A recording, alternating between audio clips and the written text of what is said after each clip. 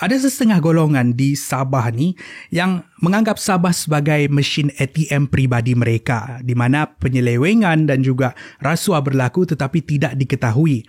Walaupun tidak diketahui tetapi ini dirasai dengan kemiskinan rakyat, kesengsaraan rakyat, infrastruktur yang lemah. Blood, sweat, tears and success. Nowadays.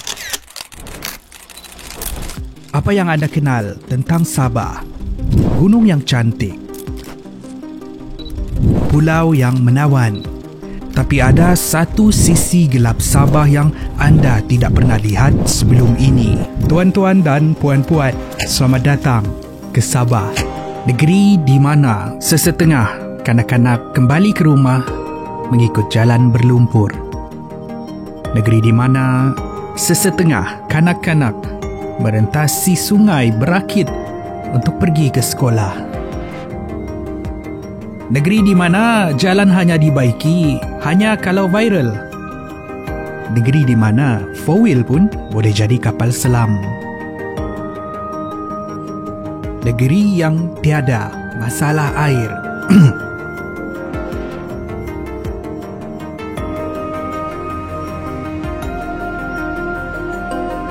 Sakit yang turun dari Sunsogon pergi sini cato 500, dari Kutamurduk pergi Queen cato dia 200. Yang sini turun di sini disebabkan temu janji pergi hospital saja, sama beli barang-barang belanja lah. Tapi jalan dia boleh kau menangis lah, kalau tidak puas hati jangan naik lah. Boleh kalau kami keluar dari sini, kalau tidak kereta kami telepon kereta cato 500, pergi pulang balik 1.000.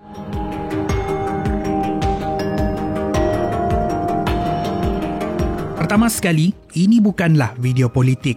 Saya bukan ahli mana-mana parti politik. Saya bukannya ahli politik.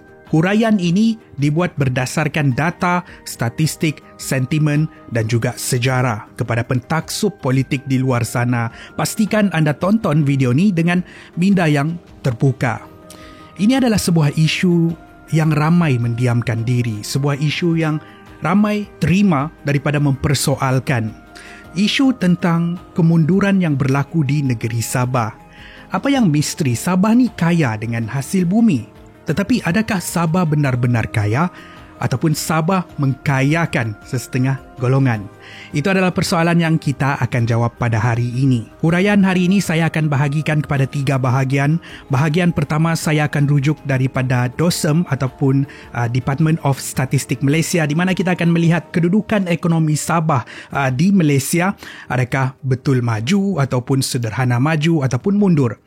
Bahagian kedua saya akan melihat apakah punca-punca kemunduran Sabah, dan bahagian ketiga kita akan membincangkan dilema rakyat Sabah, dan di bahagian akhir sekali saya akan membuat kesimpulan tentang apa yang sudah saya sampaikan. Untuk memulakan video penjelasan, jap. Macam ada something yang missing kan? Macam ada benda yang kurang. Oh, buku konten. Buku konten kena ada di sini. Semua maklumat. Well, semua maklumat dalam PC ini props je. Apa-apa pun, sebelum saya menghuraikan dengan lebih dalam lagi dilema rakyat Sabah di negeri yang mundur ni, pertama sekali kita kena kenal ekonomi Sabah itu sendiri. Saya akan membandingkan ekonomi Sabah dengan sebuah lagi negeri yang nampak sama tetapi tidak serupa. Namun begitu, kedua-dua negeri ini mempunyai persamaan di dalam sosial, budaya dan juga ekonomi. Dari sini kita dapat melihat adakah Sabah sebenarnya maju, sederhana maju ataupun miskin. Saya akan bandingkan perbelanjaan dan juga hasil, begitu juga dengan rancangan masa depan kedua-dua negeri ini. Pertama sekali saya kumpul bajet tahunan yang ditetapkan dan hasil yang diraih oleh kedua-dua negeri selama 6 tahun dari tahun 2018 sehingga tahun 2023. Saya kemudian masukkan ke dalam graf bar. Inilah hasil dapatan saya. Antara yang paling ketara ialah jurang perbelanjaan dan juga hasil pungutan di antara dua negeri. di mana purata perbelanjaan dan hasil Sabah selama 6 tahun ialah 4.4 bilion dan purata hasil pungutan ialah 4.8 bilion. Untuk Sarawak pula, purata untuk 6 tahun perbelanjaan 9.7 bilion dan purata hasil ialah 9.8 bilion. Data ini menunjukkan yang kemampuan ekonomi Sarawak adalah 2 kali ganda lebih tinggi jika dibandingkan dengan Sabah. Melalui dapatan ini juga, apa yang menarik, kita boleh lihat kedua-dua negeri ini mencatatkan pertumbuhan ekonomi yang positif sejak tahun 2021 sehingga tahun 2023. Seterusnya kita akan melihat perancangan masa depan kedua-dua negeri ini mengikut pelan ekonomi negeri masing-masing. Untuk Sarawak, sejak tahun 2021, mereka berpandukan rancangan ekonomi dikenali sebagai Post-COVID Development Strategy 2030 ataupun PCDS 2030. Sabah pula mengikut rancangan dikenali sebagai Pelan Pembangunan Sabah Maju Jaya. Okey. Kita sudah tengok dan buat analisis data dan statistik kedua-dua negeri ini dari sudut ekonomi dan rancangan masa depan. Apabila membuat analisis ini, saya dapat menyimpulkan yang Sarawak sebenarnya 2 kali ganda lebih maju daripada Sabah, dan kalau mengikut rancangan masa depan kedua-dua negeri ini, Sarawak sedang bersedia untuk membawa negeri mereka ke era globalisasi, sementara Sabah masih lagi memfokuskan membangunkan kawasan dalam negeri. Hanya sebagai analogi untuk memberikan gambaran perbezaan ekonomi di antara kedua-dua negeri ini. Sarawak ibarat sedang membina landasan kereta api, sementara Sabah masih lagi bertungkus lumus untuk menutup jalan raya yang berlubang. Ini memberikan gambaran yang Sarawak lebih maju dan Sabah ketinggalan di belakang.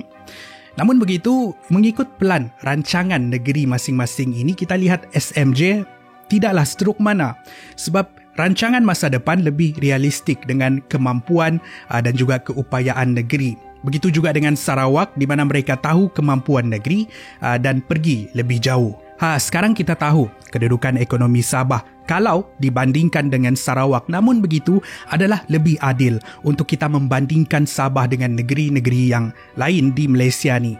Untuk ini saya mengambil perbezaan KDNK 13 buah negeri dan 2 buah wilayah pada tahun 2022. Di sini kita dapat melihat kedudukan Sabah di antara negeri-negeri yang lain di Malaysia. Kalau melihat hasil keluaran dalam negeri tahun 2022, Sabah bukanlah yang tercorot, malah Sabah adalah negeri ke-6 penyumbang ekonomi terbesar di Malaysia di bawah Pulau Pinang dan di atas Perak. Ataupun dengan erti kata lain, Sabah adalah negeri ke-6 terkaya. Di sinilah video fakta bertukar menjadi video misteri. Di statistik, Sabah adalah sebuah negeri yang kaya. Tidak jauh ketinggalan di belakang Sarawak di tempat ke-4, dipisahkan oleh Pulau Pinang di tempat ke-5. Tapi di mana kekayaan Sabah tu? Sebab rakyat Sabah adalah rakyat yang paling miskin dengan kadar kemiskinan 19.7% yang paling tinggi di Malaysia. Begitu juga dengan kadar pengangguran sebanyak 7.5%.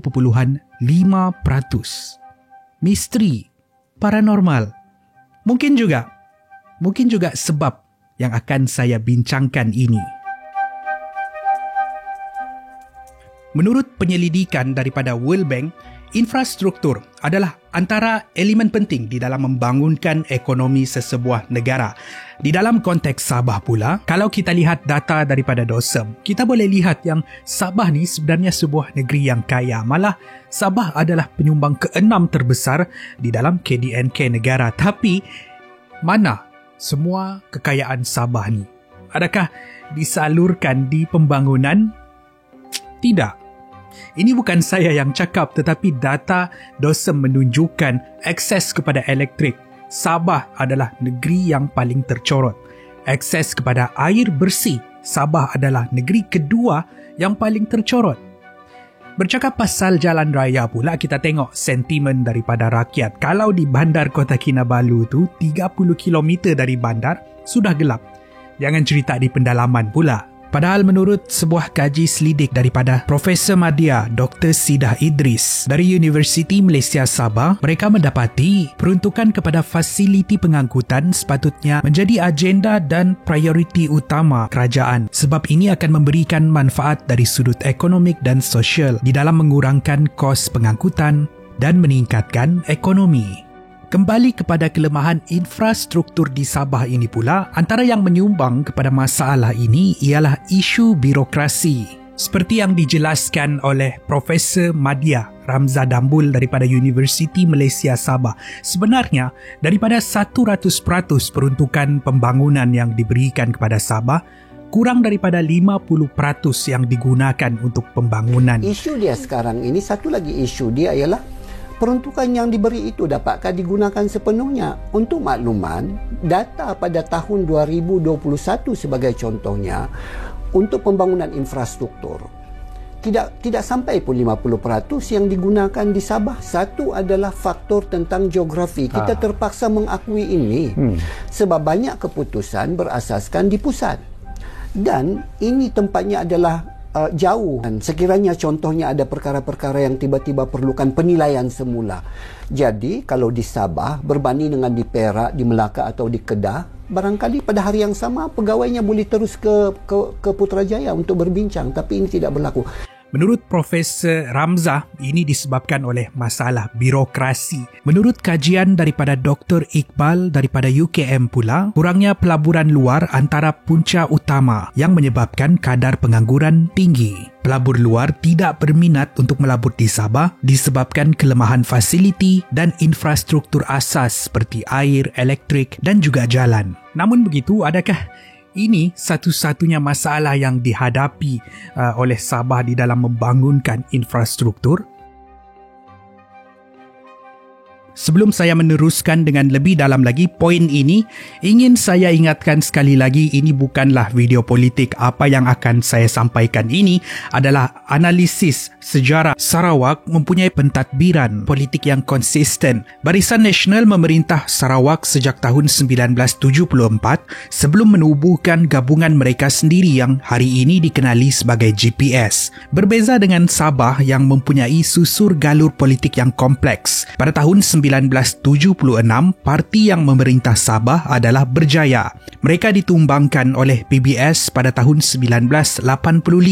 PBS pula ditumbangkan oleh Barisan Nasional pada tahun 1994. Barisan Nasional pula ditumbangkan oleh Warisan pada tahun 2018 dan Warisan ditumbangkan oleh GRS pada tahun 2020. Inilah sejarah perbezaan politik di antara dua negeri. Di Sarawak, walaupun GPS menggantikan Barisan Nasional, parti komponen GPS adalah parti komponen di dalam Barisan Nasional dulu. Sementara di Sabah sejak lewat tahun 70-an lagi, sehingga hari ini, ada 5 parti yang memegang tampuk kuasa. Setiap pentadbir mempunyai hala tuju, agenda dan pelan pembangunan yang berlainan.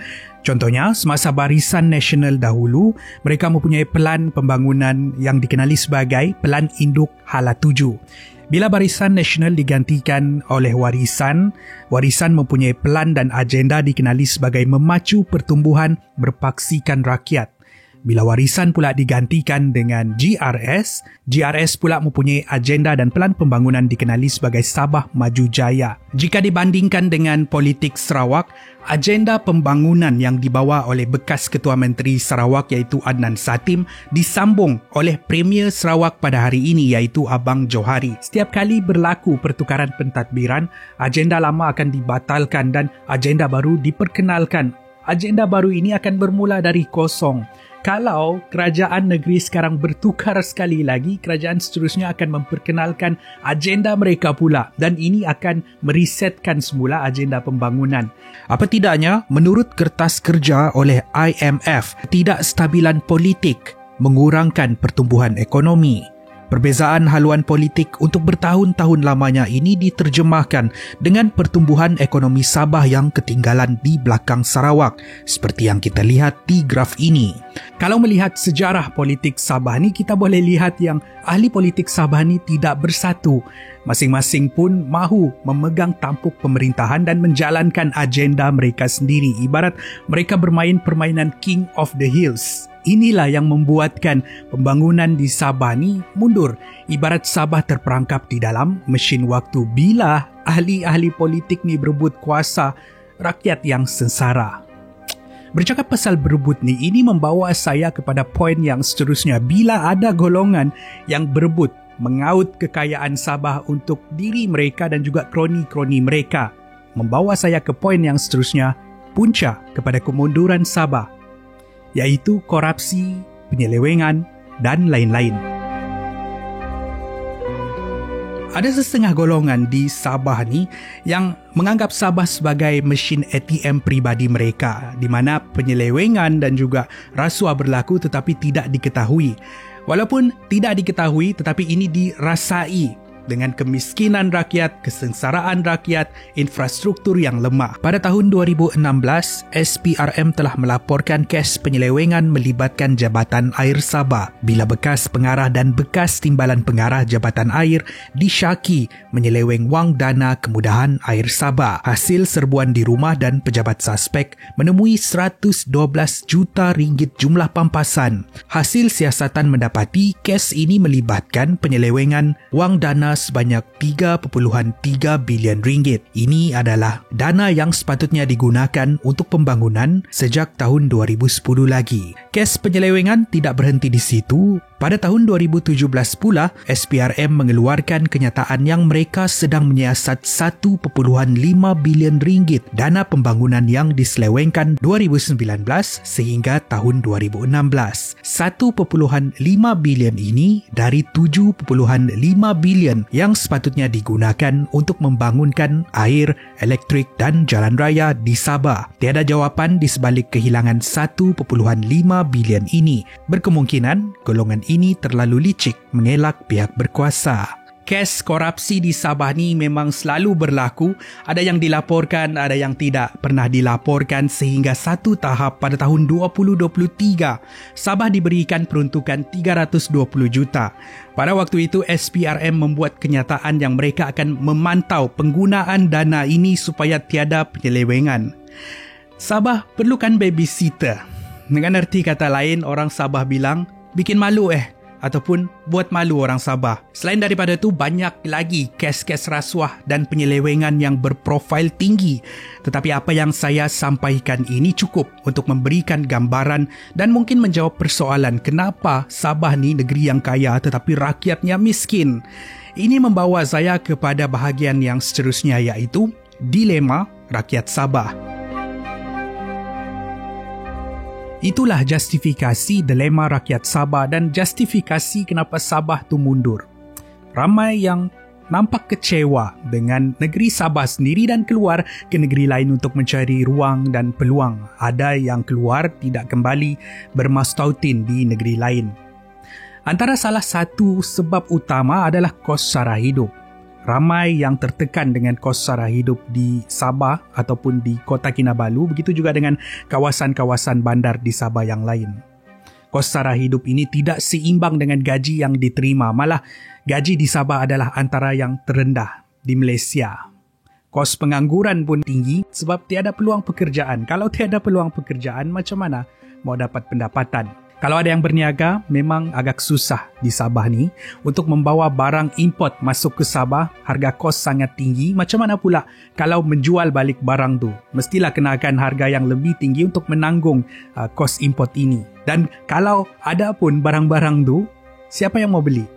Purchasing power di Sabah ni sangat-sangat rendah sebab penduduk tidak mempunyai pendapatan ataupun income yang tinggi. Selain itu ada juga isu seperti pemilikan rumah. Contohnya rumah di Sabah ni sangat-sangat mahal. Rumah di Sabah ni untuk 300,000 sehingga 400,000 ringgit, penduduk Sabah hanya boleh beli rumah 3 bilik, rumah apartmen. Padahal dengan harga 300 ke 400,000, rakyat di Putrajaya contohnya boleh beli rumah teres 2 tingkat. Kalau untuk beli rumah teres 2 tingkat di Sabah ni, sekurang-kurangnya kena ada 600,000 ringgit. Macam mana semua benda ni boleh masuk akal? Pendapatan yang paling rendah di Malaysia tetapi harga rumah antara yang paling mahal Di Malaysia, ia memang diakui banyak faktor yang menyebabkan harga rumah di Sabah ni naik. Contohnya, supply and demand, membawa masuk barangan untuk membina rumah daripada luar negeri Sabah tu menyebabkan harga tinggi. Namun begitu, pihak berwajib harus memainkan peranan untuk menyediakan kawasan perumahan yang mampu untuk majoriti penduduk. Ini untuk mengimbangi kadar pemilikan rumah seperti yang dinyatakan di kertas kajian Zainal Abidin daripada UKM. Ada satu lagi dilema rakyat Sabah ni yang belum lagi ketara tetapi akan menjadi satu isu yang hangat kalau kemunduran kemiskinan di Sabah ni tidak dikawal, iaitu macam mana Sabah dan rakyat Sabah bersedia dengan ibu kota baru Indonesia yang akan dipindahkan di Kalimantan. Adakah kerajaan cakna dengan kesan positif dan negatif, dan adakah Sabah dan rakyat Sabah itu bersedia untuk menanggani segala kesan buruk ataupun kesan baik daripada perpindahan ini? Infrastruktur yang lemah, pergolakan politik yang tidak henti-henti dan penyelewengan duit rakyat melibatkan sesetengah golongan. Inilah antara punca utama Sabah mundur dan rakyatnya masih lagi miskin. Orang-orang Sabah terpaksa keluar dari Sabah mencari peluang di luar negeri. Ada yang sehingga bermastautin di sana. Untuk berhijrah bukanlah satu benda yang senang sebab kedudukan Sabah dan Semenanjung sangat jauh, malah dipisahkan oleh lautan. Jika hal ini berterusan, maka Sabah akan mengalami satu keadaan dikenali sebagai brain dead. Dengan erti kata lain, Sabah kehilangan pekerja berkemahiran tinggi. Kalau ini berterusan, bukan sahaja brain dead, orang-orang Sabah akan terus dead. Orang Bajau bilang, mati kita. Berbalik kepada persoalan asal tadi, adakah Sabah ni sebuah negeri yang kaya ataupun Sabah ni negeri yang mengkayakan sesetengah golongan? Itu saya tinggalkan kepada anda untuk anda membuat kesimpulan anda sendiri sebab setiap orang mempunyai interpretasi yang berbeza-beza. Mungkin rakyat Sabah ni terlalu selesa hidup di dalam ketidakselesaan. Bila ramai yang pasrah dan terima dengan keadaan sekarang ni, tidak bertanya soalan, menutup mata. Mungkin kayu pengukur apa itu kemajuan tidak pernah diketahui oleh rakyat Sabah. Semoga apa yang saya sampaikan ini, maklumat-maklumat ini anda boleh faham dan anda boleh proses tentang apa sebenarnya yang berlaku di Sabah. Sebenarnya kita berhak untuk dapat lebih lagi. Sampai bila? Mungkin ada yang tanya, Ekram, dah takut masuk penjara kah buat video macam ni? Saya rasa video ni bukanlah mengkritik mana-mana pihak tertentu sebab kalau kita fikir balik dari tahun 1970 sehinggalah sekarang, semua pihak pun bertanggungjawab dengan apa yang berlaku di Sabah sekarang ni. Dan saya rasa era ni semua orang pun terbuka untuk mengakui kelemahan Sabah, untuk menerima kelemahan Sabah supaya kita dapat membuat pembangunan yang sepatutnya dibuat untuk negeri Sabah ni. Dan untuk saya berlaku adil, kalau kita melihat kerajaan negeri sekarang ni, kita tengok hasil pungutan meningkat jika dibandingkan dengan tahun-tahun sebelum ini. Dan kalau kita just in case, supaya kita nak masuk jail,